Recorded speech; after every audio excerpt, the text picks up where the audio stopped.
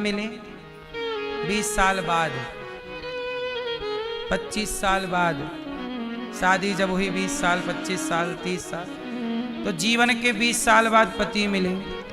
और पति मिले तो आपकी शादी की सालगिरह आ गई। महाराज जी आज हमारी 50वीं सालगिरह है। आप लोग बताइए, आपके मोहल्ला पड़ोस में किसी की 60वीं सालगिरह मनाई? 60वीं। किसी ने सुना कि हमारी ये 70वीं सालगिरह है? काय मैया सुना?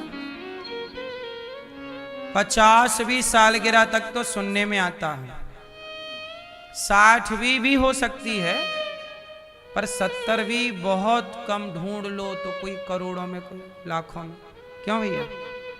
इसका मतलब ये हुआ कि जो आपकी पत्नी और आपका पति है, ये केवल आपके 60, 50, 60, 70 साल का साथी है, अधिक से अधिक 70 साल। सही है? इसके बाद तो ये पत्नी और ये पति भी टाटा बाय बाय कह के चला जाएगा। जब ये पति नहीं था तब भी ये पति साथ था, और जब ये पति नहीं रहेगा तो भी ये पति साथ रहेगा।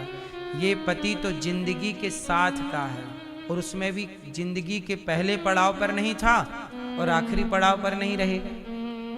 लेकिन कन्हैया तो जिंदगी के साथ भी और जिंदगी के बाद भी। तो जो साथ में और बाद में दोनों में हैं, उनसे आप संबंध रखते नहीं, उनसे आप नाता जोड़ते नहीं, उन्हें भूल जाते हैं आप। इसलिए मैया काम करना जरूर, गृहस्थी निभाना जरूर, भगवान को ना भुलाना, है ना। 16,108 पत्नियां भगवान की हैं और सुंदर सी गृहस्थी भगवान की। इसके बाद भगवान अपनी पत्नियों के संग बड़े प्रेम से मुस्कुरा रहे हैं, खेल रहे हैं। गृहस्थी कैसी निभानी चाहिए? रोते गुजारे कि हंसते गुजारे? हाँ, हंसते हंसते कट जाए रस्ते, जिंदगी यूं ही चलती रहे। जिंदगी कैसे गुजारना है? हंसते हंसते कट जाए रस्ते। इसलिए कहता हूं हंसा करो। कुछ मैयाएं तो बिल्कुल ऐसे बैठी रहती है। थोड़ा हंस लो मेरी माँ, मुस्कुरा लो। जिंदगी हंसने मुस्कुराने को मिली है, इतना टेंशन नहीं है जीवन में। जिंदगी जिंदगी बिंदास जियो। बात सही है कि गलत है?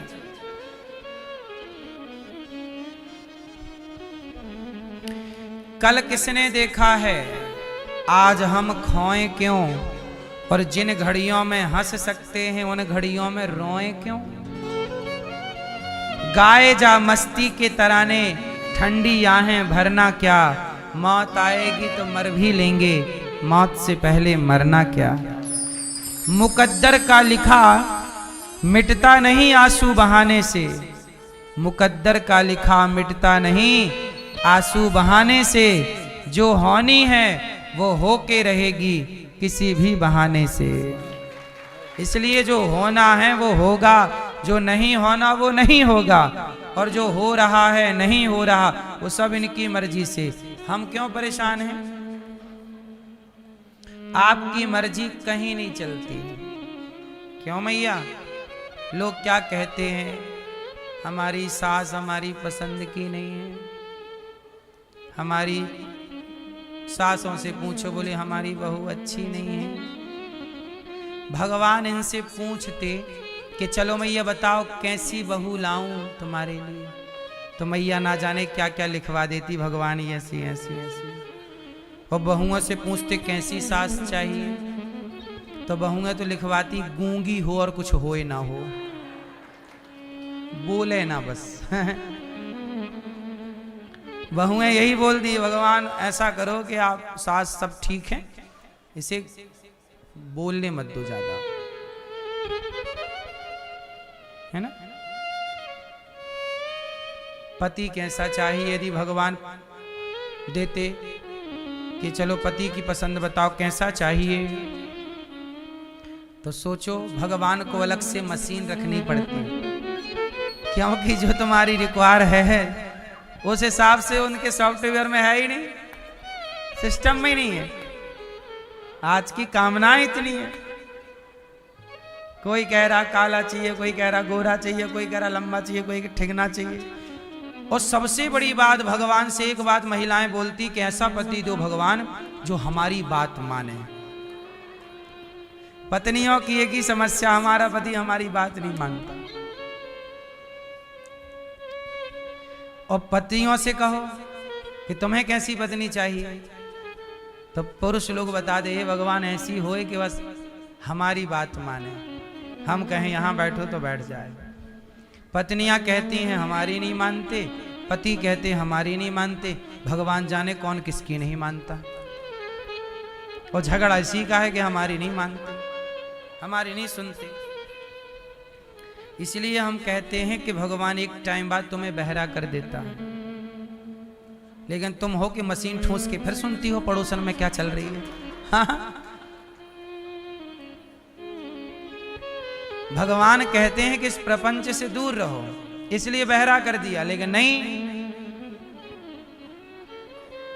पड़ोसन की भी बात सुनेंगी मशीन की वॉल्यूम तेज करके, दूर का सुनाई पड़ने लगता फिर।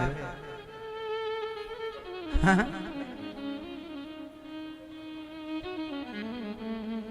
इसलिए जिंदगी बिंदास जीना चाहिए, जैसा मिला है जीवन साथी। देखो ऐसा है,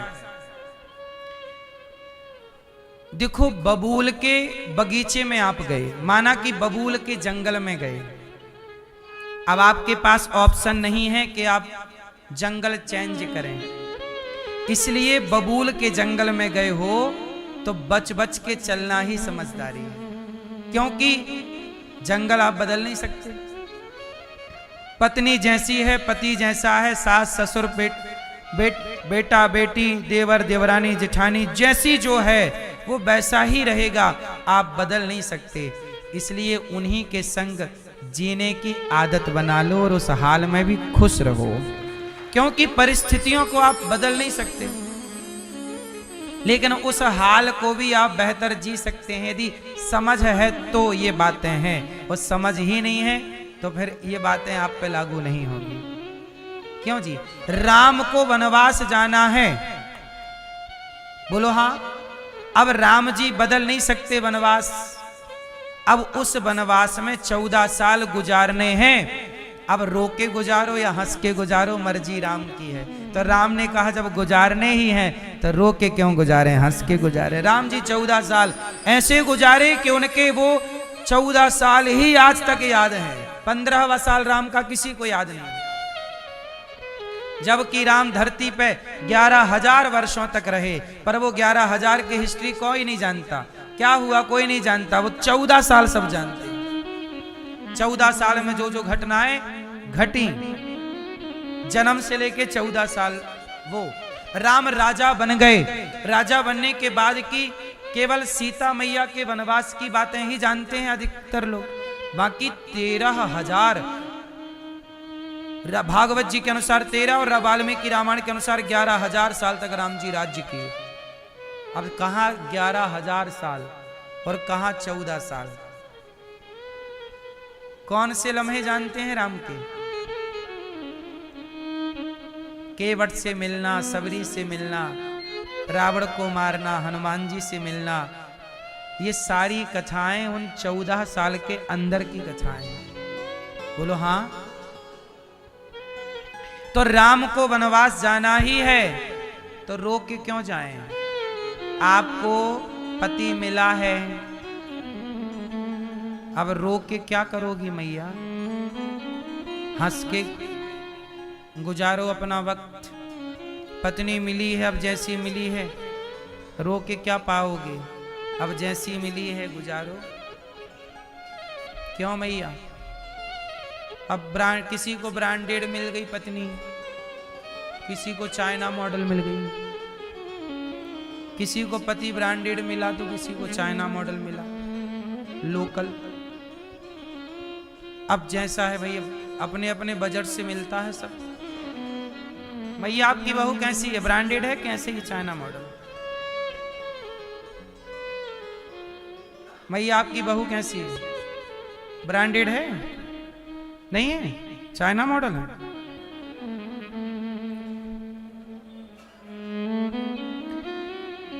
जो मिला है, जैसा मिला है, अमीरी मिली है, गरीबी मिली है, हर परिस्थिति आप निर्मित नहीं करते, ये याद रखिएगा। हर परिस्थिति को निर्मित करने वाला कोई और है। इसलिए हर परिस्थिति में आप क्या कर सकते हैं? उन परिस्थितियों को मैनेज करिए, हैप्पी रहिए। ये आपके हाथ में है। परिस्थितियां आप बदल लोगे, ये आपके हाथ में नहीं है। क्या? नहीं। मौसम सर्दी का है, आप मौसम नहीं बदल सकते, लेकिन अपने कमरे में हीटर जला के अपना कमरा गर्म कर सकते हैं। मौसम आप नहीं बदल सकते। सिस्टम को बदलने की ताकत नहीं है आपकी। जो परिस्थितियां निर्मित हैं वो तो हैं, लेकिन उन परिस्थितियों से आप अपने को बचा सकते हैं। आपके बचने की संभावना है, अपना बचाव करिए ना। आप बचेंगे तो दूसरा भी बचेगा। जिंदगी है, आप हंसना सीख लीजिए, औरों को हंसना सिखाइए, वरना रो तो सब रहे ही है। सब एक ही संसार में है, सब एक ही माया के जाल में बंधे। जिस माया के जाल में आप बंधे हैं, उसी माया के जाल में मैं बंधा हूं। जो हवा आपको मिल रही है वही हवा मुझे मिल रही है। जिस गेहूं की रोटी आप खा रहे हैं वही गेहूं मेरे लिए भी है। यूरिया डीएपी वाला आपके पास है तो यूरिया डीएपी वाला मेरे पास। हमारा और आपका कुछ भी अलग अलग नहीं है। लेकिन इन्हीं परिस्थितियों में कोई रो रहा है और कोई जेल में दो लोग होते हैं, कैदी और जेलर। जेलर भी जेल के अंदर है, पर कैदी भी जेल के अंदर है। कैदी बंधन में है जेल के अंदर, और जेलर बंधन से मुक्त है जेल के। वो है दोनों जेल में, पर कैदी बंधन में है और जेलर जेल में रहकर भी मुक्त है। ऐसे संसार का जेल है। कोई यहाँ के कैदी बन के बंध जाता है संसार की माया में, और कोई उस ज्ञान को भगवान से प्रेम करके इस जेल में रह के भी जेलर जैसा मुक्त रहता है जगत से। तो यही जीवन का रहस्य है, मुक्ति। हमने एक दिन कहा था कि मरने के बाद तो मुक्ति मिल ही जाएगी। जो जीते जी मुक्ति पा लिया वही मुक्त है मरने के बाद। जीते जी मुक्ति ना पाए, मैंने एक दिन उदाहरण भी दिया था कि जैसे कमल का पुष्प कमल में रहता है, पर कमल के पानी से मुक्त है। पानी में कमल है, पर पानी की एक भी बूंद कमल को प्रभावित नहीं करती। डालते हो पानी, गिर जाता है। कमल का फूल पानी में रहकर पानी से मुक्त है। ऐसे जगत में रह के जगत के हर बंधन से आपको मुक्त होना है। यही मुक्ति है। यहाँ मुक्त हो गए तो वहां मुक्ति में कोई अड़चन नहीं है। इसलिए परिस्थितियां जैसी हैं, हैप्पी रहो। बोलो हाँ। अब सुनो, भगवान ने इतने सारे लीलाएं की। रुक्मणी जी से पुत्र हुए प्रद्युम्न, उनके पुत्र भय। प्रद्युम्न जी का विवाह सम्रासुर को मार के रति से उन्होंने विवाह किया। अनिरुद्ध पुत्र हुए प्रद्युम्न के। अनिरुद्ध कौन है? भगवान के नाती। नाती बेटे के बेटे को आप लोग क्या बोलते हो? पोता। पोता नाती बेटी का छोरा होता। तो भगवान के पोता है। भगवान के पोता कौन? अनिरुद्ध। इसलिए भगवान हमें बहुत प्रेम करते हैं, क्योंकि हमारे दादाजी हैं ना। ये हमारे कौन हैं? दादाजी।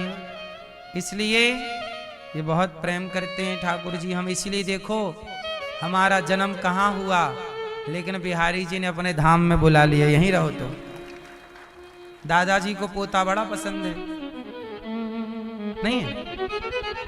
दादाजी पोते से बड़ा प्यार करते हैं। ऐसे ही हमारे श्याम सुंदर हमसे बड़ा प्यार करते हैं। अनिरुद्ध भगवान के पोते का नाम है। प्रद्युम्नाय अनिरुद्धाय नमः संकर्षणाय च। 4 शक्ति हैं भगवान की, कृष्ण, बलराम, प्रद्युम्न, अनिरुद्ध। जब भी भगवान आते हैं 4 शक्तियों के संग आते हैं।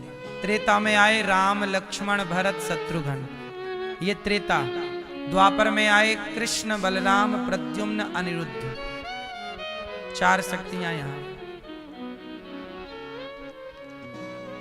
तो ये 4 हैं शक्तियां। भगवान का विवाह हुआ, फिर भगवान के पुत्र का, अब अनिरुद्ध का विवाह।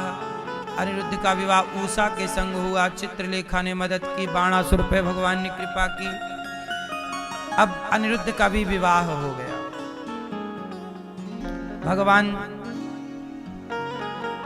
भगवान को 6 महीने बाद पता लगा। नारद जी ने बताया कि अनिरुद्ध कहाँ है। बोले खेल रहे होंगे कहीं, इतने पोता पोती हैं, इतने बच्चे हैं, कोई कहाँ खेल। अब सोचो हर रानी के 10-10 बच्चे हैं और उन बच्चों के भी फिर बच्चे हैं। अब इतने बच्चे भगवान को याद ही नहीं रहता होगा कौन वाला कहाँ है। अनिरुद्ध तो गायब हैं, उषा के पास है। नारद जी ने कहा कि प्रभु अनिरुद्ध कहाँ है? बोले खेल रहा होगा कहीं, ढूंढ लो। नहीं, उसे बंदी बना लिया बाणासुर। भगवान ने सेना तैयार की और बाणासुर को मारा। अनिरुद्ध उषा का विवाह कराया। चलो भैया चलो। अब 6 महीने बाद लौटे हैं द्वारिका। 6 महीने कहाँ थे भगवान को पता ही नहीं। नारद जी ने बताए और सब समर्थ थे, कोई कमजोर नहीं था। अनिरुद्ध जी कमजोर नहीं थे, वो भी भगवान के तुल्य ही हैं। कृष्ण, बलराम, प्रद्युम्न, अनिरुद्ध, ये 4 शक्तियां एक हैं। 4 शक्ति एक ही है। भगवान ने राजा नृग पर कृपा की। एक नृग नाम के अच्छा, भगवान ने एक दिन अपने पुत्रों को समझाया, सुनो तुम ब्राह्मणों का अपमान मत करना, साधु संत ब्राह्मण का अपमान ना करना। देखो भगवान कैसे हैं। भगवान समझा रहे हैं सब बच्चों को। राजा नृग पर कृपा की। राजा नृग ने गौदान किया था, जिसके कारण भगवान प्राप्त हुए। लेकिन एक छोटा सा अपराध बन गया। एक ब्राह्मण के तिरस्कार का अपराध था, जिसके कारण गिरगिट बनना पड़ा। आज भगवान ने मुक्ति की। तब भगवान ने राजा नृग का नाम लेते हुए कहा कि देखो ये नृग राजा इतने बड़े राजा थे, परंतु इन्होंने एक अपराध कर दिया, एक संत का, एक ब्राह्मण का अपमान कर दिया, जिसके कारण गिरगिट बनना पड़ा। तो भगवान ने अपने सारे पुत्र पौत्रादियों को सबको बिठा के समझाया कि सुनो बेटा, जितने बेटा पोता थे सबको कहा, बेटा किसी भी परिस्थिति में साधु का, ब्राह्मण का अपमान समझा दिया। अब जो समझाए थे भगवान के बच्चों ने वही गलती कर दी। क्या कर दिया? इनके नगर में आए दुर्वासा जी द्वारिका। कोई उत्सव रहा तो बड़े संतों का जमावड़ा लगा। संत आए तो भगवान के बेटा बहुत थे, पोता बेटा बहुत थे। इनमें से एक थे सांब। भगवान के एक पुत्र का नाम क्या है? सांब। तो सांब बेटा जो है ये भगवान के सबसे सुंदर बेटा है। सांब बहुत सुंदर थे। तो लड़के लड़के बैठे थे भगवान के बच्चे सारे। तो अब देखो बच्चों में भी ना शैतानी दिमाग होते ही है। ये बच्चों ने सोचा कि अपने यहाँ द्वारिका इतने सारे बाबा लोग आए हैं, साधु लोग, पता नहीं असली है कि नकली है। मांगते रहते हैं घी दे दो, आटा दो। हमारे पिताजी मतलब भगवान कृष्ण को बोल रहे हैं, पिताजी दे रहे हैं, लुटा रहे हैं सब, ये खाए और सोए और इनका क्या काम है। सोचिए साधु संतों का अपमान केवल आज के लोग कर रहे हैं ऐसा नहीं, भगवान के टाइम पर भगवान के बच्चों ने भी संतों का अपमान किया है। तो सांब ने कहा और भी भगवान के पुत्रों ने कहा चलो बाबा जी को देखते हैं कि ये असली है कि कैसे परीक्षा लें। सांब को पहना दी साड़ी, पेट में बांध दिया कपड़ा, पेट कर दिया बड़ा, और पेट बड़ा करके दुल्हन बना के घूंघटा लेके गए और बाबा दुर्वासा जी से बोले बाबा जी हमारी बहू है, शादी के अभी 1-2 साल भये हैं, गर्भवती है, आप बताने की कृपा करें कि पेट में छोरी है कि छोरा है, कुड़ी है कि मुंडा है, लड़का है कि लड़की है। अब दुर्वासा जी समझ गए कि भाई ये तो भगवान के पुत्र हैं, इतने बड़े भगवान के इतने बड़े बेटा, लेकिन ये रास्ता भटक गए। और भगवान की संतान रास्ता भटक जाए दंड देना पड़ेगा। भगवान ने दंड दिया, दुर्वासा जी ने शाप दे दिया, परीक्षा लेते हो, साधु संतों का अपमान करते हो, सम्मान तो किया नहीं, अपमान करने आ गए, परीक्षा लेने आ गए, बेटा है कि बेटी। अरे ये कोई लड़की ही नहीं है, ये कोई बहू नहीं है, ये तो सांब है, सांब।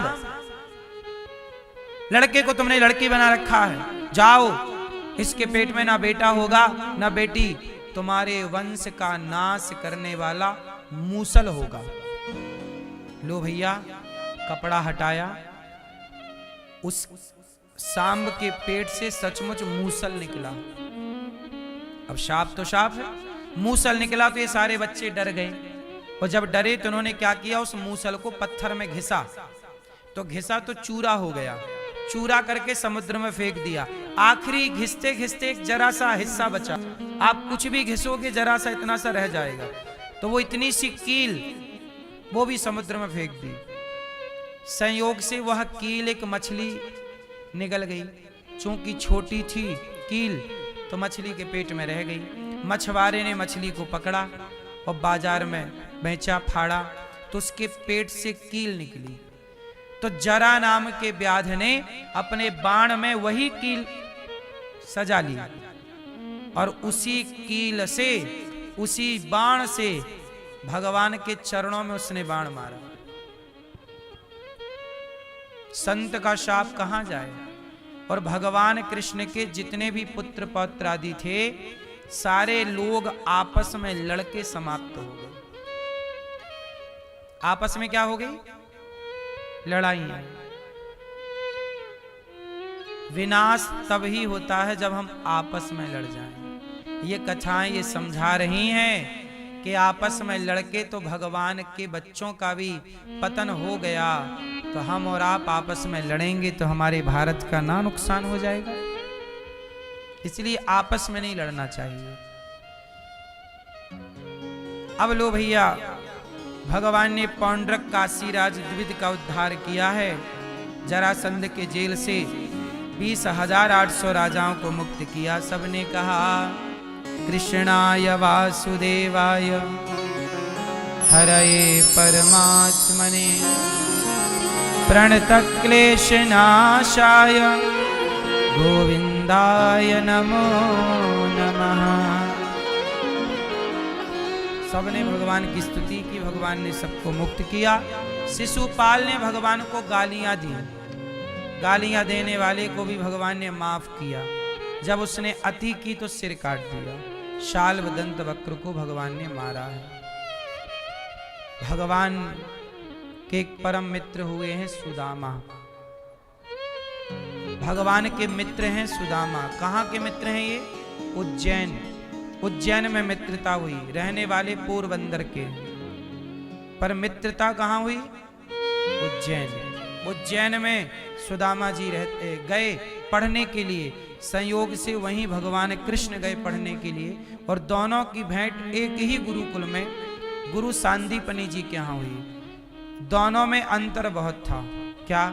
सुदामा जी गरीब पहले से ही थे और कन्हैया तो राजा के बेटा है, ठाट बाट है। एक दिन कन्हैया ने सुदामा से कहा, मित्र चलो जंगल चलते हैं गैया चराने। सुदामा बोले कि प्रभु आप हमें मित्र क्यों कह रहे हैं? मित्र तो बराबर के लोगों को बनाया जाता है, हम तो आपकी बराबरी के हैं ही नहीं। सुदामा जी को भगवान ने हृदय से लगाया, कहा सुदामा तुम हमारे सदा मित्र हो, हम मित्रता निभाएंगे, तुम भले हमें अपना मित्र ना मानो। कन्हैया सुदामा बोले, ना प्रभु आपने मुझे मित्र कह दिया, मेरा सम्मान बढ़ गया, मेरी इज्जत बढ़ गई, आपने मुझे स्वीकार कर लिया। लेकिन एक बात बताओ, यदि मैं आपको मित्र बोलूंगा तो आप मित्रता तो निभा लोगे, लेकिन मैं आपको क्या दे सकता हूं? कभी आप मेरे द्वार पे आओगे तो मेरे पास तो चटाई तक नहीं है बिठाने के लिए आपको। आप जिस दिन आओगे पता नहीं उस दिन घर में रोटी रहेगी कि नहीं। तब सुदामा को भगवान ने वचन दिया कि मैं कभी तुम्हारे द्वार पे नहीं आऊंगा, तुम चिंता ना करो। क्योंकि यदि मैं चला जाऊंगा सुदामा के द्वार पे तो सुदामा बेचारा दुखी हो जाएगा, मजबूर हो जाएगा कि मित्र आया है, इसने तो मुझे 56 भोग खिलाया, लेकिन जब ये आया तो मैंने तो देखो। तो कहीं सुदामा अपने मित्र को लेकर प्रसन्नता तो होती इस बात की कि मित्र आया है, लेकिन मैं उसका स्वागत नहीं कर पाया, तो फिर दुख भी तो होता। तो भगवान बोले कि तुम्हें दुख हो ऐसा मैं कभी कोई काम नहीं करूंगा। इसलिए सुदामा सारी जिंदगी गरीब रहे, पर भगवान कृष्ण सुदामा से मिलने ना गए। चाहते तो भगवान ही चले जाते, वो वचन दे चुके थे कि तुम चिंता ना करो, तुम्हें इस मित्रता को मैं कभी मजबूर नहीं होने दूंगा। कभी मेरा मित्र मजबूर ना हो कि यार मेरे घर तो रोटी। अब देखो ना, सच बताएं, आपके घर में सब कुछ हो और मेहमान आए तो अच्छा लगता है, लेकिन आपके घर में खाने को रोटी ना हो और 2 मेहमान आ जाएं, बताओ तो आप सुखी होंगे उन मेहमानों से कि परेशान हो जाएंगे? दुखी होंगे, क्योंकि आप रोटी कहां से लाएंगे उनके लिए? ठंडी में आ गए, आपके पास रजाई भी नहीं है, कंबल भी नहीं, क्या उड़ाओगे उन्हें? भाई मेहमान आया तो बिस्तर देना पड़ेगा, ओढ़ने को देना पड़ेगा, खाने को देना पड़ेगा। पर सुदामा के तो कपड़े, शरीर में पहनने को कपड़े नहीं थे, धोती फटी सी लटी दुपटी। और सुदामा भी ऐसे कि भगवान कृष्ण ने कहा कैसा करो मित्र सुदामा, तुम्हें मैं देता हूं, मैं सब कुछ देता हूं। ये तब की बात है जब उज्जैन में थे। भगवान बोले कि मैं तुम्हें धनवान बनाता हूं। सुदामा बोले ना कन्हैया, अभी तो मुझे जरूरत ही नहीं। सुदामा को भगवान ने कई बार प्रयास किया देने का, ले लो धन। सुदामा का मन ही नहीं है धन लेने का। क्यों? प्रभु धन दे दोगे तो आपसे दूर हो जाऊंगा, चिंतन ना होगा, धन के घमंड में ही चूर रहूंगा, इसलिए मुझे धन से दूर रखिएगा, अपनी भक्ति दीजिएगा। सुदामा ने गुरुकुल में ही सब कुछ मांग लिया। क्या मांग लिया? अपने चरणों की भक्ति। हे कन्हैया तुम वचन दो कि मैं तुम्हें किसी भी परिस्थिति में ना भूलूं, सदा मेरी वाणी तुम्हारा नाम जपती रहे, मेरे हृदय में प्रभु आपके चरणों में अखंड प्रेम रहे। कोई दौलत ना चाहिए, आपसे प्रेम है, इससे बड़ी दौलत क्या हो सकती है? इसलिए सुदामा के प्रेम का मूल्य चुकाने के लिए देखो जी, अमीरी है और फिर सब कर रहे हो आप, और सुदामा जैसी गरीबी में भी 4 दिन चूल्हा ना जले सुदामा का, उस परिस्थिति में भी भगवान को याद रखना ये कठिन है कि नहीं? आप यदि एक दिन भूखे रह जाओ ना मेरी माँ, तो लोग क्या बोलते हैं? भूखे भजन न होए गोपाला, ले लो अपनी कंठी माला, यही ना बोलते हैं? ये बात सुदामा जी नहीं कहते। 4 दिन भूखे हैं तो रहेंगे भूखे, पर उस भूखे में भी प्रभु को ना भूलेंगे, ऐसे सुदामा। सुदामा किसी गरीबी का नाम नहीं है। सुदामा एक निश्चल प्रेम का नाम है। आज भी बहुत लोग ऐसे हैं जो भूखे सोते हैं, सुदामा जैसी हालत है। लेकिन सुदामा जैसी परिस्थिति तो है, लेकिन उस परिस्थिति में प्रेम सुदामा जैसा नहीं है। हालात तो सुदामा जैसे हो सकते हैं, पर वो प्रेम कहां से लाओगे? इसलिए हालात का नाम सुदामा नहीं है, प्रेम का नाम सुदामा है। वो प्रेम है कि कुछ ना है खाने को, फिर भी कृष्ण। पत्नी सुशीला क्या बोली? दिन भर तो कृष्ण कृष्ण रटते हो, आज 4 दिन हो गए चूल्हा नहीं जला, बच्चे चिल्ला रहे हैं माँ भूख लगी है। सुदामा जी बोले सुशीले आज और कह दो बच्चों को कि पानी पी के सो जाएं, कल कुछ भिक्षा मिलेगी। सोचिए जरा वो कैसी माँ होगी जो बच्चों को पानी पिला पिला के सुला रही है। पानी से पेट भर लो, खाने को नहीं। और सुदामा जी कह रहे हैं कृष्ण कृष्ण। सुशीला बोली, सुशीला मैया बोली वाह कैसे भक्त हो, तुम्हारे भगवान सुन ही नहीं रहे। तुम इतने बड़े भक्त हो, दिन भर उनका स्मरण, वो तुम्हें रोटी भी नहीं दे रहे। सुदामा बोले सुशीला मैं भक्ति इसलिए नहीं कर रहा हूं कि वो मुझे पैसा दें।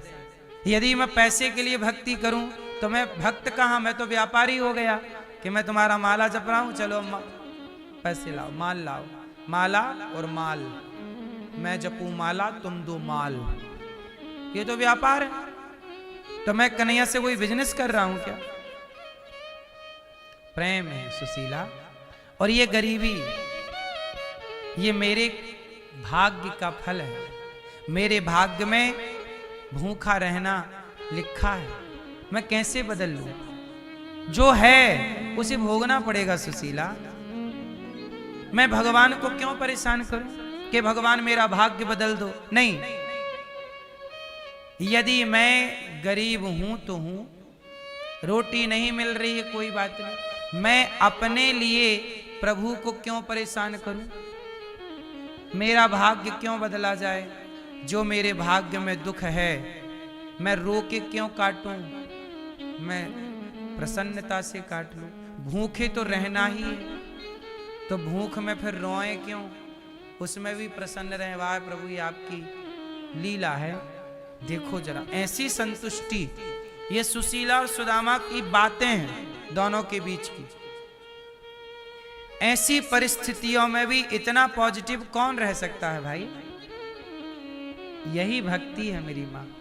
विषम परिस्थितियों में भी ऐसी पॉजिटिविटी रहे, सकारात्मकता रहे, इसी का नाम भक्ति है। वरना लोग विचलित हो जाते हैं। एक चौपाई सुनी होगी ना, धीरज, बोलो धीरज, धर्म, मित्र और नारी, आपतकाल परखिए चारी। 4 लोगों को आपतकाल परखा जाता है, 4 लोगों को विपत्ति में परखा जाता है कि ये सही है कि कौन कौन? धैर्य, धीरज, मैं कितना धैर्यवान हूं ये आपको तब पता लगेगा जब मेरे जीवन में संकट आएगा, और उस संकट में भी मैं धैर्यवान, धैर्यता का परिचय दूं, तब मेरे धैर्य की परीक्षा होगी।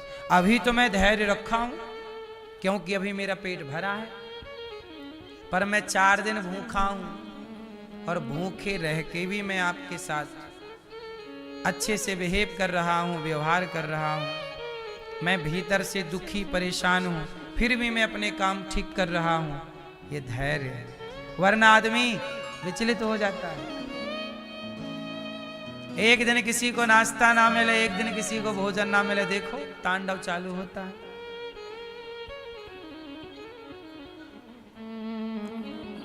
एक दिन तनिक किसी प्रकार से किसी को कष्ट उठाना पड़ जाए लोग विचलित हो जाते हैं,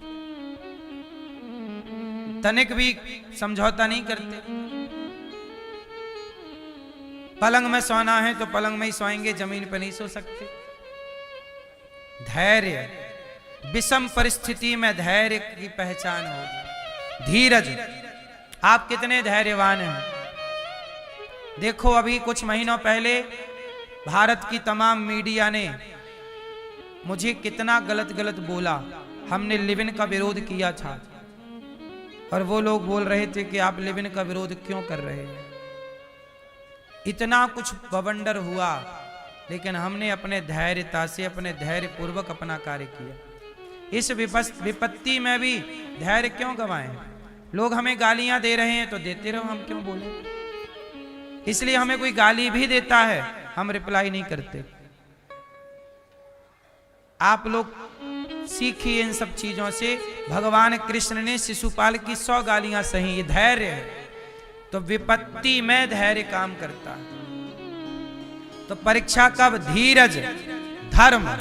आप कितने धर्मात्मा हैं। धर्म की परीक्षा भी विपत्ति में होगी।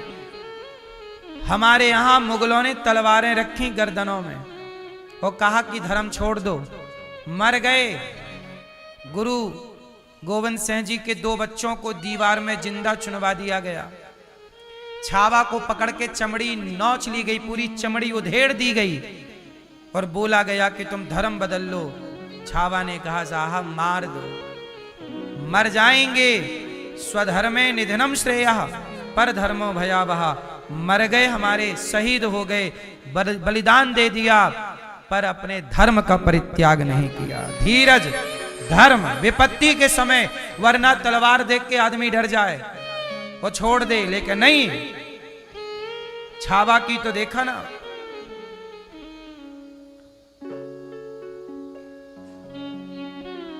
पूरी चमड़ी नोच ली। ये नाखून निकाल लिए थे।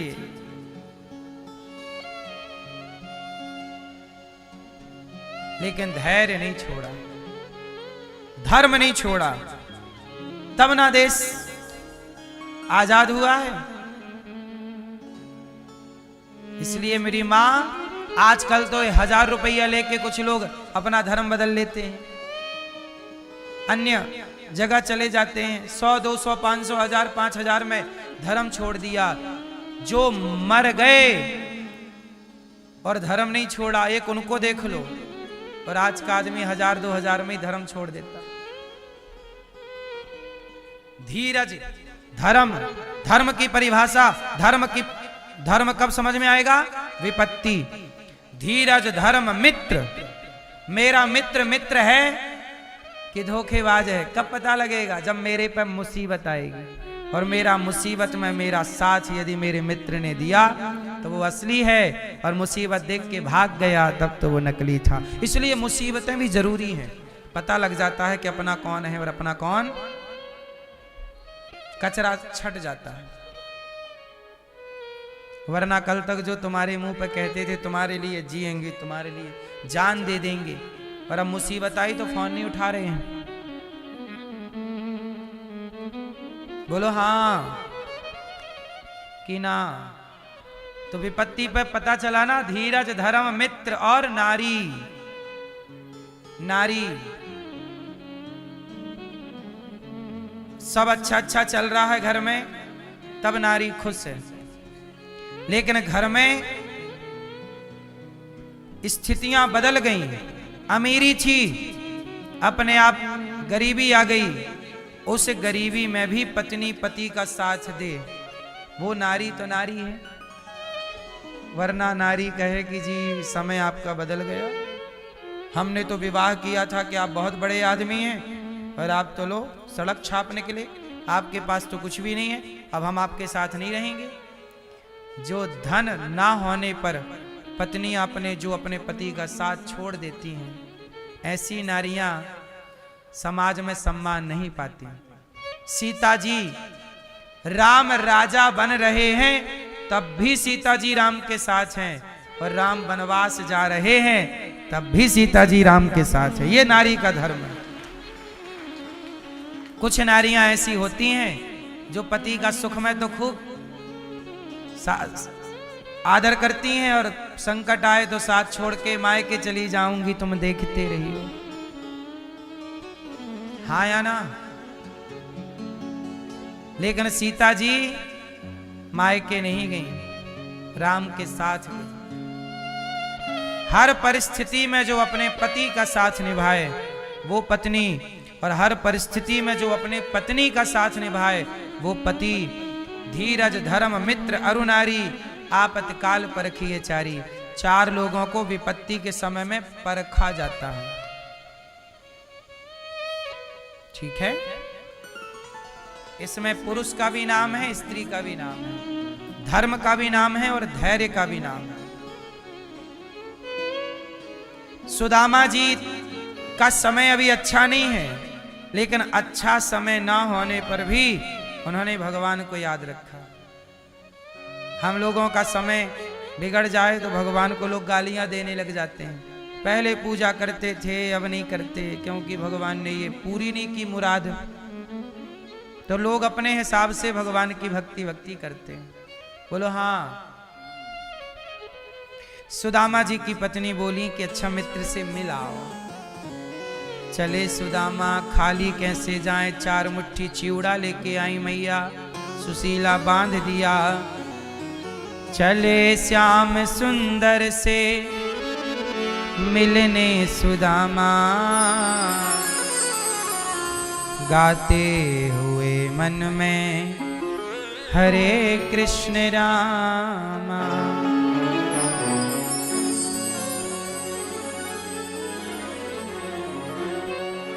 सुदामा जी चल पड़े। चलते चलते सुदामा जी जब द्वारिका पहुंचे तो द्वारिका में लोगों ने पूछा, बाबा कहां से आए हो? सुदामा जी ने बताया कि हम द्वारिकाधीश का दर्शन करने आए हैं। सुदामा हमारा नाम है, क्या चाहते हो? सुदामा बोले, कोई घन श्याम से कह दो तुम्हारा यार आया है, तुम्हारा यार आया है। कोई जाके कह दो कि सुदामा यार आया। क्या नाम है तुम्हारा? सुदामा नाम है मेरा, सखा घन श्याम है मेरा। सुदामा नाम है मेरा, सखा घन श्याम है मेरा। न घबराओ।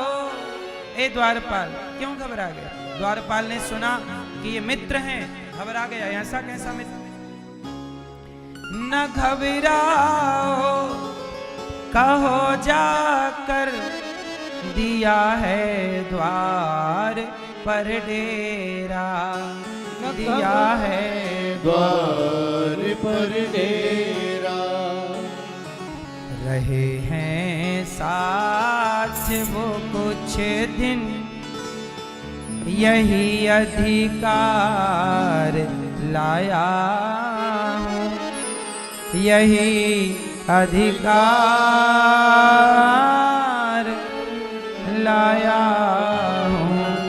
कोई घन श्याम से कह दो तुम्हारा यार आया है, तुम्हारा यार आया है। श्याम से कह दो तुम्हारा यार आया है, तुम्हारा यार आया है।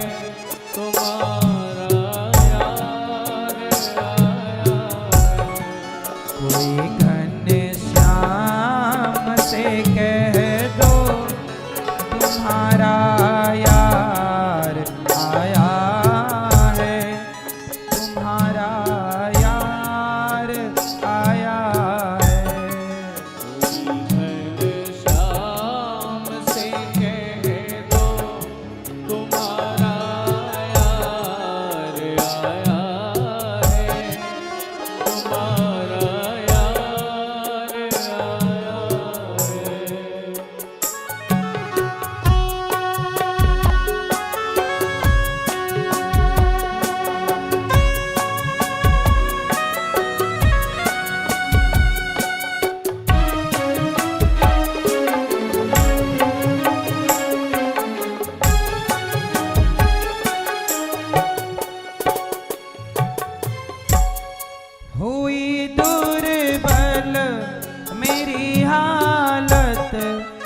पड़े हैं पाँव में छाले, पड़े हैं पाँव में छाले।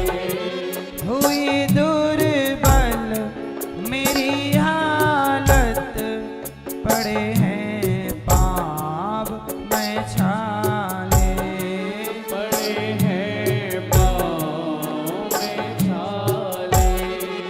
निहारो कौन आया है, अरे ओ द्वारिका वाले, अरे ओ द्वारिका वाले। सुदामा बोले निहारो कौन आया है, अरे ओ द्वारिका वाले, अरे ओ द्वारिका वाले। सहारा कोई ना भैया छोड़ संसार आया हूँ, छोड़ संसार आया हूँ। शाम से कह दो तुम्हारा यार आया है तुम्हारा यार आया है।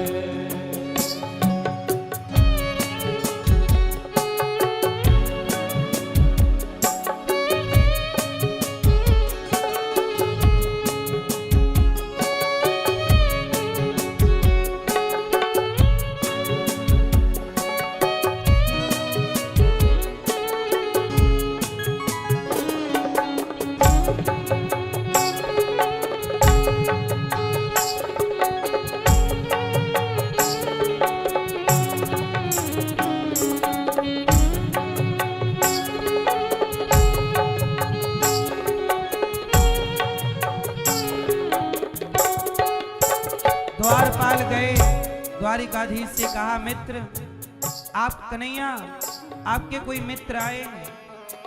भगवान ने कहा क्या नाम है? सुदामा। और जैसे ही सुना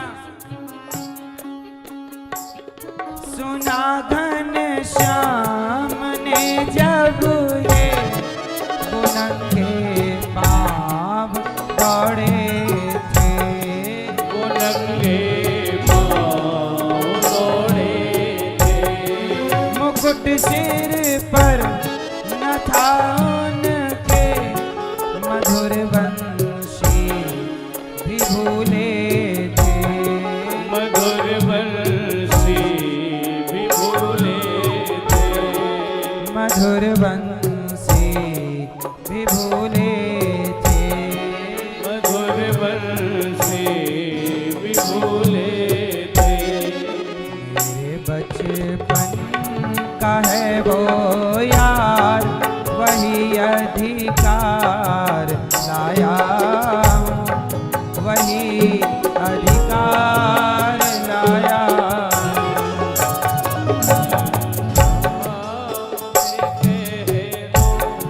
तुम्हारा यार आया है, तुम्हारा यार आया है।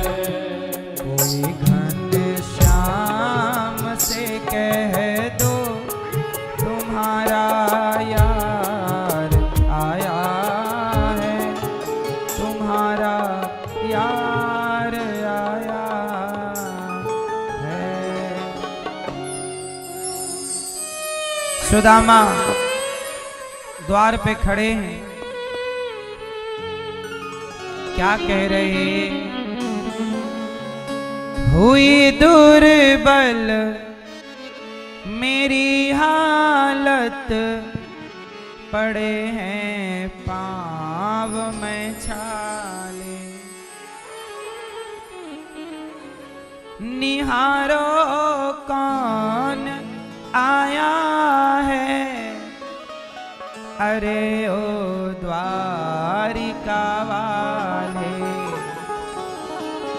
सहारा कोई ना भैया छोड़ संसार आया हूँ, छोड़ संसार आया हूँ। जब द्वारिकाधीश ने सुना कृष्ण आए, सुदामा आया, सुदामा सुदामा नंगे पांव दौड़े हैं कन्हैया। सुदामा को लगा बड़ी देर हो गई, आए तो है नहीं, पता नहीं पहचानेंगे कि नहीं। वापस जाने लगे सुदामा, आवाज आई सुदामा, सुदामा। पलट कर देखा, वही घुंघराले बाल, वही सुंदर सी छवि, भुजाओं में भर लिया भगवान ने। सुदामा सुदामा मेरे गले लग जाओ, बड़ी देर कर दी तुमने द्वारिका आने में। सुदामा जी बोले देर तो तुमने कर दी, कब से तुम्हारे द्वार पे खड़ा हूं।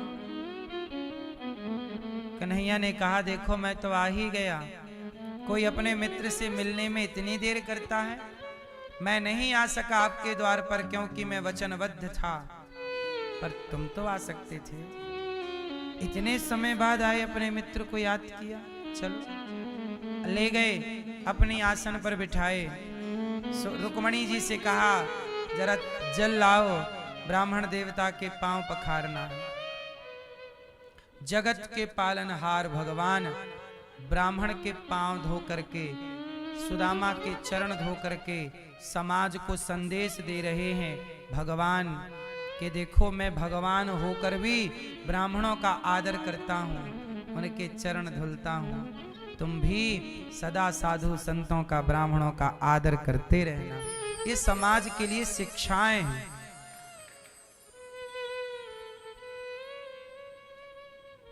इसलिए सुदामा जी के पांव जगत के पालनहार धो रहे हैं।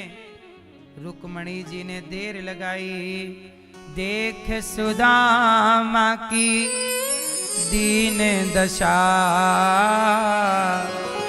करुणा करके करुणा निधि रोए।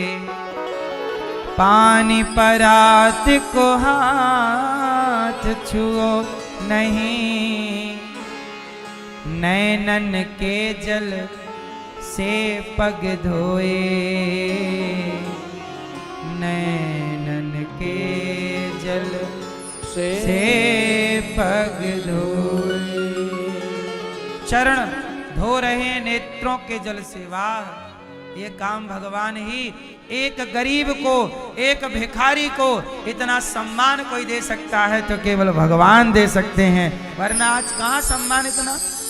एक भिखारी को जिसके कपड़े भी फटे हों, जिसके पास खाने को रोटी ना हो, उसका सम्मान कौन करता है भाई। सम्मान इसलिए कहता हूं कि सम्मान करना सीखिए। मान देने वाला, सम्मान देने वाला सम्मान पाता है। आप सोचो कि मैं किसी का सम्मान ना करूं और मेरा सम्मान सब करें, ऐसा कभी ना होगा। सम्मान देने से सम्मान मिलता है, आप दोगे नहीं तो पाओगे क्या। इसलिए भगवान सम्मान देना जानते हैं। भगवान सुदामा को क्या कर रहे हैं, सम्मान दे रहे हैं। एक भिखारी का सम्मान है कृष्ण के द्वार पर, एक भीख मांगने वाले का भी सम्मान है द्वार पर। और आपके द्वार पर कोई आ जाए भीख मांगने वाला तो आप क्या बोल देते हो, कमा के खा नहीं सकता, कमा के खा नहीं सकते बाबा जी। भीख मांगने वालों का सम्मान भगवान करते हैं। इसलिए कहता हूं किसी का अपमान क्यों करना भाई। मेरा अपना पर्सनल मानना है, मैं अपनी पर्सनल एक छोटी सी विचारधारा आपको कह रहा हूं, मेरा अपना पर्सनल विचार है। किसी का भी अपमान क्यों करना है।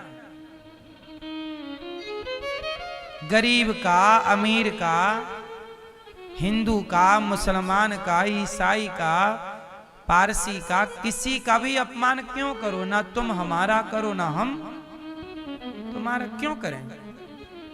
और आप अपमान करोगे तो फिर सम्मान की उम्मीद मत करना। जो बोएंगे काटेंगे, वही। अपमान किसी का मत करो। कुत्ते का भी तिरस्कार क्यों करना है? हमारे यहां कुत्ते का भी तिरस्कार नहीं है। बोलो हाँ। सनातन धर्म कितना श्रेष्ठ है, सबका आदर करने वाला सनातनी है, किसी को तिरस्कृत नहीं करता, तिरस्कार नहीं करता किसी। इसलिए ये दास अनिरुद्ध भी सनातन धर्म को फॉलो करता हुआ गौरी गोपाल आश्रम में आप देखेंगे किसी का तिरस्कार नहीं है, जो आता है सबका सम्मान है। आइए, सबको पेट भर भोजन एक सा मिलेगा, यहाँ कोई भोजन में भेद नहीं है। यहाँ बताइए किसी तरह का कोई भोजन में यहाँ की व्यवस्थाओं में भेद है? कोई भी भोजन कर लो, सबके लिए एक सी लाइन है। सब माताओं का दर्शन करिए, सबके लिए दरवाजे। गौरी गोपाल में ध्यान से देखा आपने, दरवाजा ही नहीं, दरवाजा ही नहीं।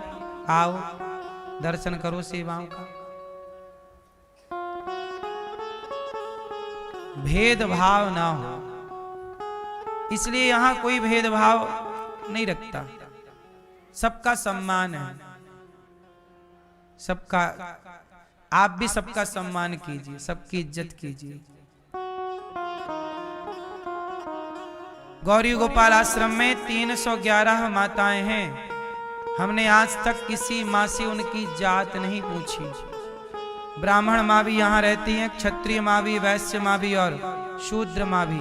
हमने आज तक किसी की जात नहीं पूछी, केवल सबकी चरण सेवा की है। सबको माँ का दर्जा देकर, माँ के सम्मान से सबको पूजा है। भेद नहीं करते। जब ईश्वर भेद नहीं करते, मैं कौन होता हूं भेद करने वाला? बोलो हाँ। ये भेद की दीवारें भी हमें गिरानी होंगी, भेद की दीवारें गिरानी होंगी। सुदामा को भगवान ने बड़ा सम्मान दिया। ये कार्य से भगवान बच्चों को, अपनी संतान को दिखा रहे हैं कि बेटा देखो, मैं सम्मान कर रहा हूं ना, तुम भी करना। लेकिन भगवान के बच्चों ने उल्टा काम कर दिया, संतों का तिरस्कार कर दिया, जिसके कारण शाप लगा। शाप लगा तो जाना पड़ा। भगवान भी चुपचाप देख रहे थे। आखिरी में अपने पुत्र पौत्र आदियों की लड़ाई और सब जा रहे हैं, मुस्कुरा रहे हैं। क्यों मुस्कुरा रहे हैं? भगवान ने कहा कि मैंने तो समझाया था, ये नहीं समझे। नहीं समझे तो मैं क्या करूं? मैं समझा ही तो सकता हूं आपको। आप ना समझें फिर तो मेरी क्या गलती है? कृष्ण ने दुर्योधन को समझाया, नहीं समझा। भगवान ने भी बच्चों को समझाया, समाज को समझा रहे हैं, नहीं समझो तो भगवान का क्या कसूर है? बताइए, क्या दोष है?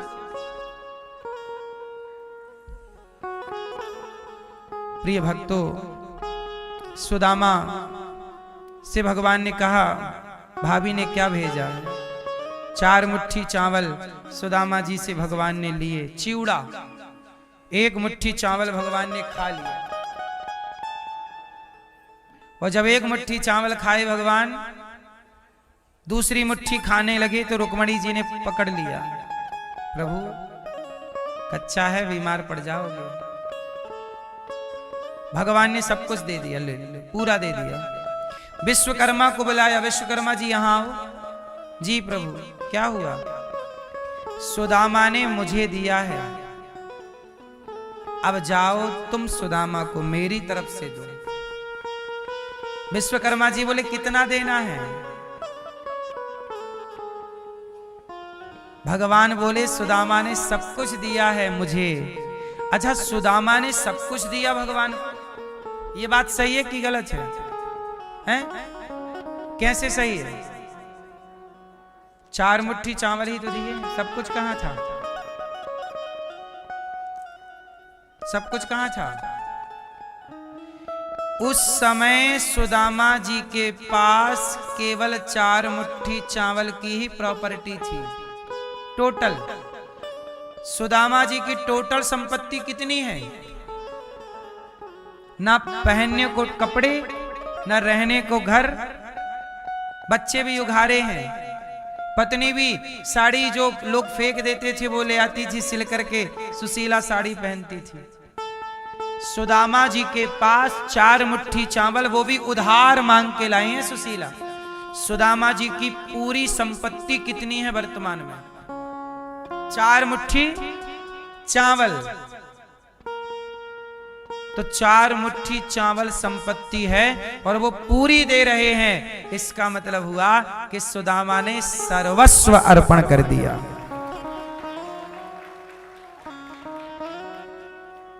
आप लोग कितना देते हो भगवान को? 1 नारियल, 1 किलो लड्डू। हम कहते हैं अपने को सौंप के रखो पूरा। प्रभु सब कुछ आपका है, मेरा है ही नहीं। सब आप, मैं तो आपका नौकर हूं, मालिक प्रभु हैं, ये भाव रखना चाहिए। लेकिन आप लोग प्रभु हमारा काम कर दो, फिर हम आपको 1 किलो लड्डू चढ़ाएंगे। मतलब आपकी पूरी टोटल संपत्ति निकालो, उसमें से आप केवल 1 किलो लड्डू चढ़ा रहे हैं, 20 रुपया का नारियल। तो आपकी देनगी और सुदामा की देनगी में अंतर है। आप अपनी टोटल संपत्ति में से 1 कण उठा के देते हो भगवान, बाकी पूरा अपने लिए रखते हो।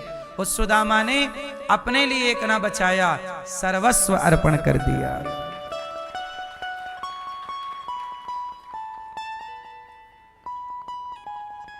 कुछ लोग कथाओं में ना 4 मुट्ठी चावल पुटकिया में बांध के ले आते हैं। चलो आज सुदामा चरित्र है, पोटरी भर चावल ले चले। क्यों?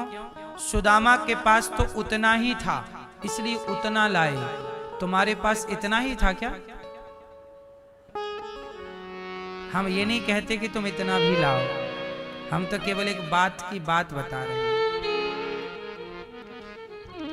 आपके पास तो किलो भर देने की क्षमता है, बोलो हाँ, 5 किलो भी देने की क्षमता है, लेकिन लाए कितने? 4 मुट्ठी। सुदामा की तो क्षमता ही 4 मुट्ठी की थी। तुम्हारी क्षमता तो 4 किलो देने की भी है, 4 किलो भी चावल आप दे सकते हैं, बोलो हाँ। सुदामा की तो क्षमता ही 4 मुट्ठी चावल देने की थी, तुम्हारी तो 4 किलो देने की है, लेकिन लाए तुम भी पुटकिया।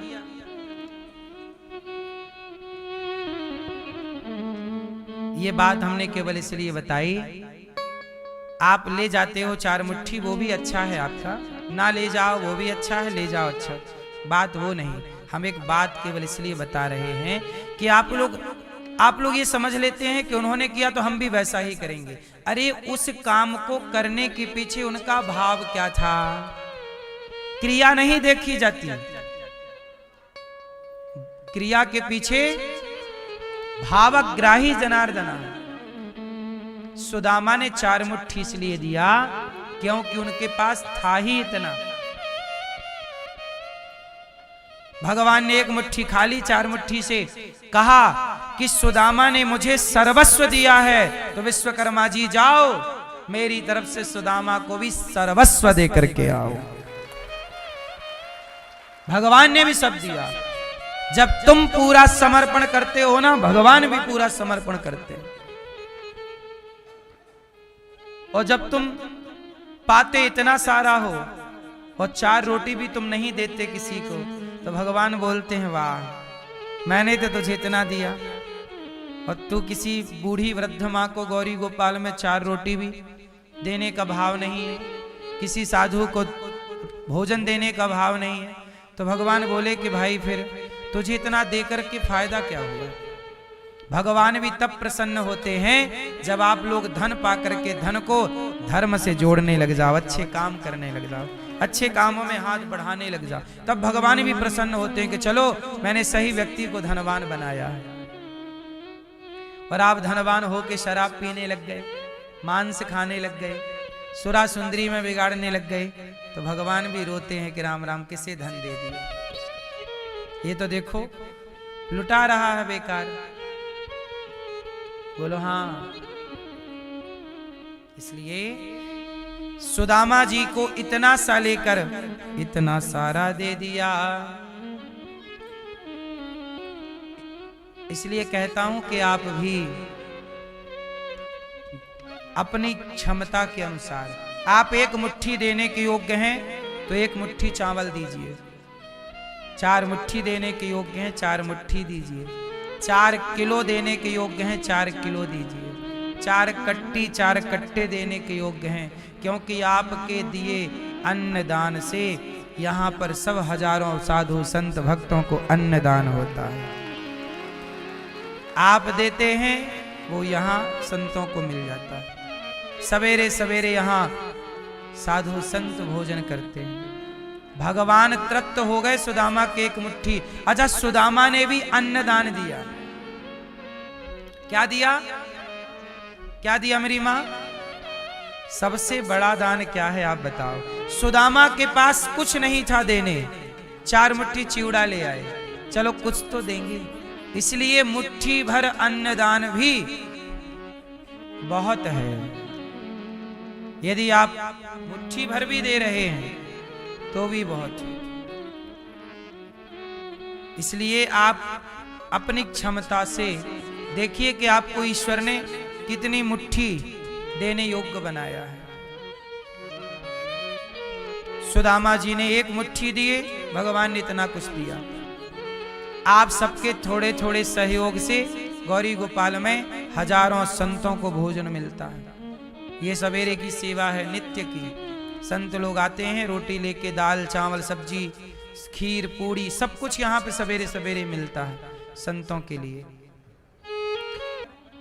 गरीब बेटियों का विवाह होगा, आप भी बेटियों के विवाह में, जैसे कि आपने सुना कि यहाँ 4 बेटियों का विवाह था भी, अब 17 फरवरी को 19 फरवरी को लगभग 11 कन्याओं का विवाह होगा, अधिक भी हो सकती हैं। तो आप भी इन कन्याओं के विवाह में सहभागी बन सकते हैं, सहयोगी बन सकते हैं। तो आप भी अच्छे कार्य करते रहें। गौरी गोपाल आश्रम में गुरुकुल चलता है। गुरुकुल में बच्चे पढ़ते हैं 150। आप भी इन बच्चों के भोजन में सहयोगी बने। बच्चों के लिए जो आपसे बन पड़े, कॉपी किताब वस्त्र बच्चों के लिए। बेटे को क्या हो गया? वो जरा ऐसे ही कुछ गलत लाइन, तो दोनों शांत हो गए। एक का मर्डर हो गया, एक खुद भी हो गया। और बेटी ससुराल में जल के मर गई। ससुराल में है? जल के मर गई, शांत हो गई वो भी। अच्छा, वो भी नहीं। देखो मुसीबत भी जब आती है तो चारों तरफ से आ जाती है। पति भी चले गए, 2 बेटे थे, दोनों बेटे भी चले गए। बेटी थी वो भी जल गई, वो भी चली गई। अब कौन है फिर? आप यहाँ से पहले कहाँ थी? सर्विस करती थी अस्पताल में। अस्पताल सरकारी प्राइवेट? नहीं, प्राइवेट था। और उसी से उनका इलाज भी किया 7 साल में। पति का? 7 साल रहे बीमार हो। तो आप प्राइवेट जॉब करती थी? हाँ, और वही इलाज करा उनका। तो फिर आपका घर और आपका किराए से रहती थी। उसके बाद में अस्पताल वालों ने दया करके मुझे कमरा दे दिया था वहीं अस्पताल में। किराए से रहती थी? किराए से वहीं कमरा दे दिया उन्होंने। तो भाई परिवार कोई है? भाई वगैरह सब है, पर नहीं के बराबर है, बिल्कुल नहीं। कोई सपोर्ट नहीं करता? सपोर्ट बिल्कुल नहीं। मैया जी हैं, इनका परिवार में तो बेटा बेटी भगवत धाम चले गए। परिवार है पर कोई सपोर्ट नहीं करता। जिनका सपोर्ट कोई नहीं करता उनका सपोर्ट भगवान करते हैं। और इन माओं के लिए हम आपसे भिक्षा मांगते रहते हैं कि आप नहीं दोगे तो इन माओं को रोटी गौरी गोपाल में कैसे मिलेगी? आप सब सहयोग करते हैं तब इन माओं को भोजन मिलता है सुबह शाम। 311 ऐसी जरूरतमंद माएँ हैं जिन माओं को अपनों ने सहारा नहीं दिया, पर आप सबके सहयोग और आशीर्वाद से गौरी गोपाल में सहारा इन माओं को मिला हुआ है। मैया जी यहाँ पे आप खुश हैं? बहुत खुश हूँ मैं, बहुत अच्छा लग रहा है? लग रहा है। यहाँ कोई तकलीफ तो नहीं? नहीं, एक पैसा भर तकलीफ नहीं। भोजन वगैरह समय से मिलता है? सुबह 7 बजे चाय 6:30 बजे चाय आ जाती, 7 बजे नाश्ता, 11 बजे 11:30 बजे खाना आ जाता। बाकी सारी चीज़ों की सुविधा, डॉक्टर, दवा, गोली सब। इन माओं के लिए सुबह 7 बजे, 6:30, 7 बजे चाय, फिर नाश्ता कितने बजे? 7 साढ़े 7 के बीच में नाश्ता भी। चाय के आधे घंटे बाद नाश्ता, उसके बाद 11 बजे भोजन आता है माओं को। फिर भोजन के बाद समय पर सुबह सुबह नाश्ते में कभी फल और जो सामान्य जलेबी पोहा है, कभी जो भक्तों ने बोला कि आज हमारी ओर से माओं को ये खिला दीजिए, आज हमारी ओर से माओं को जलेबी पोहा खिला दीजिए, कचौरी खिला दीजिए, आज माओं को पुलाव खिला दीजिए, खिचड़ी दलिया, जो भक्त आप लोग सहयोग करते हैं वो सेवा माओं की हो जाती है। शाम का भोजन और रात को सबको एक एक गिलास दूध। भैया दूध की सेवा होती है? दूध मिलना, 1 गिलास दूध शाम को 7:30 8 बजे। 1 गिलास दूध मिलता है सब माओं को। सारी चीज़ों को सुविधा, कोई पैसे भर भी की कमी नहीं है। ऐसा तो घर में भी नहीं मिलता है। समय पे महीना में साबुन तेल भी मैया मिलता है? सब साबुन, कपड़े, तेल सब मिलता है।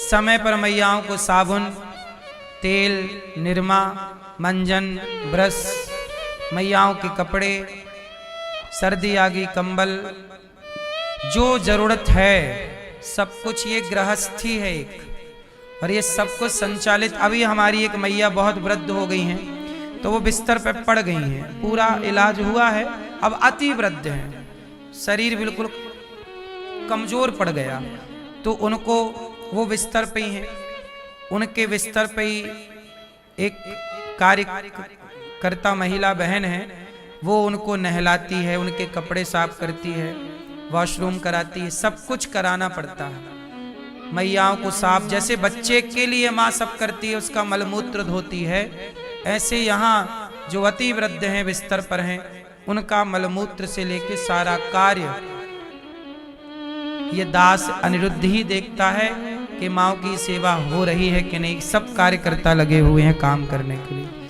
सबको दिया गया है कि ये काम आपका, ये काम आपका, और सबको देखना ये दास को ही है।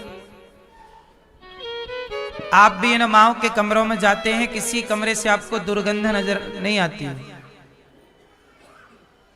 साफ सफाई पूरी रखना है, ये सब जिम्मेदारी है, और ये जिम्मेदारी ये माएँ केवल यहाँ हैं ऐसा नहीं, जब माओं की मृत्यु हो जाती है तो